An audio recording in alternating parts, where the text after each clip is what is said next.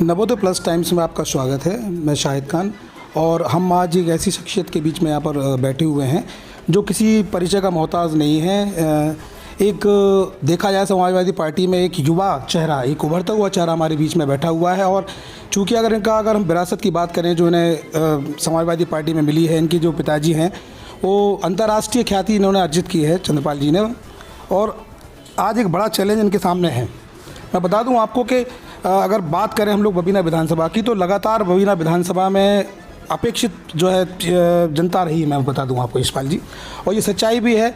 और पिछली बार अगर देखा जाए तो 2017 में, अभी सरकार तो चेंज नहीं हुई है तो हम उनको वर्तमानी विधायक बोलेंगे, कई जो है वादे हुए हैं उनके और क्या स्थितियाँ रही हैं वो एक अलग मसला है। ठीक है, आप क्या रणनीति रहेगी आपकी, कैसे उभरेंगे आप? हम लोगों की रणनीति यही है कि हम लोग जनता के बीच में उन मुद्दों को लेके जा रहे हैं जो मुद्दे पिछले 5 साल में, जिन मुद्दों पे जनता त्रस्त थी, जो भी इश्यूज़ थे जिनको लेके लोग परेशान रहे, तो इस बार हम लोग उन्हीं का निदान कर रहे हैं और उन्हीं मुद्दों को लेके जनता के बीच में जा रहे हैं कि इसका समाधान ये है। और जनता हमें काफ़ी, हमारे प्रयासों को जनता ने बहुत सराहा है। और इस बार समाजवादी पार्टी पे ही लोगों का विश्वास है, क्योंकि उनको उन्होंने हमारा शासन भी देखा है 5 साल का और भाजपा का भी देखा है। अब लोग उसका कंपैरिजन भी कर सकते हैं। तो लोगों को समाजवादी पार्टी का शासन ज़्यादा अच्छा लग रहा है और याद आ रहा है कि उस समय जो सुविधाएं मिली थी, चीज़ें मिली थी, तो बस उन्हीं मुद्दों को लेके हम जा रहे हैं। नहीं, मेरा सवाल आपसे ये है, आपकी रणनीति क्या रहेगी? क्योंकि देखा जाए मुद्दों पे सब लोग बात करते हैं, ये सच्चाई है। मैं आपसे ये पूछना चाह रहा हूँ, रणनीति कॉन्फिडेंशियल चीज़ होती है, वो बताई नहीं जाती।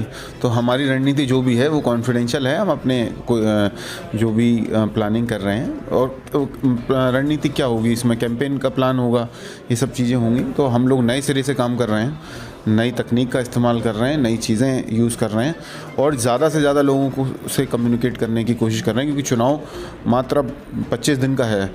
तो 25 दिन में हम कैसे ज़्यादा से ज़्यादा टेक्नोलॉजी का यूज़ करके और इलेक्शन कमीशंस की गाइडलाइंस को ध्यान में रख के काम कर सकते हैं, वो हम कर रहे हैं। जो मूलभूत सुविधाएँ हैं, सड़क, बिजली, पानी, उसके लिए क्या करेंगे आप? जी, सड़क, बिजली, पानी आज़ादी के बाद से यही मुद्दे चले आ रहे हैं और इनका निदान कभी हो नहीं पाया। सड़कें हमारे देश में आज भी कुछ गाँवों तक तो पहुंच गई हूँ, लेकिन ज़्यादातर गांव सड़कों से विमुख हैं। बिजली पे थोड़ा काम हुआ है, लेकिन आज भी बिजली की व्यवस्था ठीक नहीं है हमारे यहाँ। आधे से ज़्यादा गाँवों की लाइनें ख़राब हैं। कुछ गाँवों में, कुछ सिलेक्टेड गाँव ऐसे हैं जहाँ पे बिजली के तार ही नहीं पहुँचे हैं। तो इन सब मुद्दों पे काम करना है।